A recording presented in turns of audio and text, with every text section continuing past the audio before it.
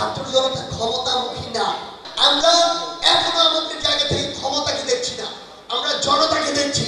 বৈষম্য বিরোধী ছাত্র আন্দোলনের নেতৃত্বে ছাত্র জনতার অংশগ্রহণে বাংলাদেশে একটি অভ্যুত্থান হয়েছে। আপনাদের আমাদের একটি লড়াইয়ে খুনি হাসিনা ভয়ে লেজ গুটিয়ে দেশ ছেড়ে পালিয়েছে।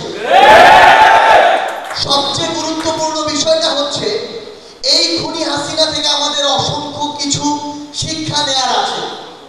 এই খুনি হাসিনা তার নিজেকে বাঁচানোর জন্য নিজে দেশ ছেড়ে পালিয়েছে, তার পরিবারের সদস্যদেরকে বাঁচানোর জন্য নিজে পালানোর আগে তাদেরকে সেই এক্সিট দিয়েছে।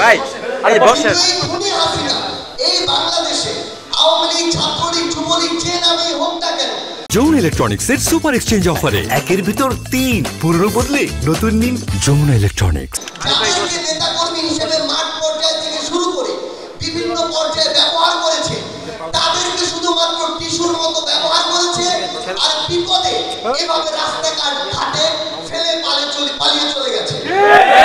সবচেয়ে গুরুত্বপূর্ণ বিষয় হচ্ছে এই নেতাকর্মীদের একটা শিক্ষা নেওয়ার বিষয় আছে। যারা আওয়ামী লীগের দোসর ছিল তারা এখন বিভিন্ন সময় আবার দেশের বাইরে থেকে ওই খুনি হাসিনা এবং তার সুবিধাভোগী যে কিছু দালাল ছিল তারা দেশের বাইরে থেকে তাদের উস্কানি দিচ্ছে। এই উস্কানিতে আবার যদি এতদিন ধরে যারা তার কথায় ব্যবহার হয়ে এসেছে তারা যদি মাঠে নামে, আলটিমেটলি বিভিন্ন অন্যায় অপকর্মের কারণে তারা গ্রেফতার হবে। কিন্তু ওই এসি রুমে বসে খুনি হাসিনা মোদী সহ বিভিন্ন ক্ষমতাসীনদের পায়ের তলে পড়ে থাকবে আর নিজের সুবিধাগুলো আদায় করে নেবে। তাহলে আওয়ামী লীগ, ছাত্রলীগ, যুবলীগের এই মাঠ পর্যায়ে যারা নেতা কর্মী ছিলেন তাদের এখান থেকে শিক্ষা দেওয়া উচিত যে কোন নেতা বা নেত্রীর পিছনে আপনি ছুটবেন আর আগামী বাংলাদেশে কাদের পিছনে আপনি দাঁড়াবেন। বলা হয়েছে এবছরের শেষ অর্থাৎ ডিসেম্বর অথবা তারপরের কয়েক মাসের মধ্যে। তো আমরা আমাদের জায়গায় একটা জিনিস বলি, ছাত্র জনতা ক্ষমতামুখী না। ক্ষমতামুখী যদি হতো 5ই আগস্টের ছাত্র জনতা যদি নির্ধারণ করতো এই ছাত্র জনতাই সরকার গঠন করবে, বাংলাদেশের কোন রাজনৈতিক দলের তার বিপক্ষে গিয়ে কথা বলার মতো স্পর্ধা ছিল।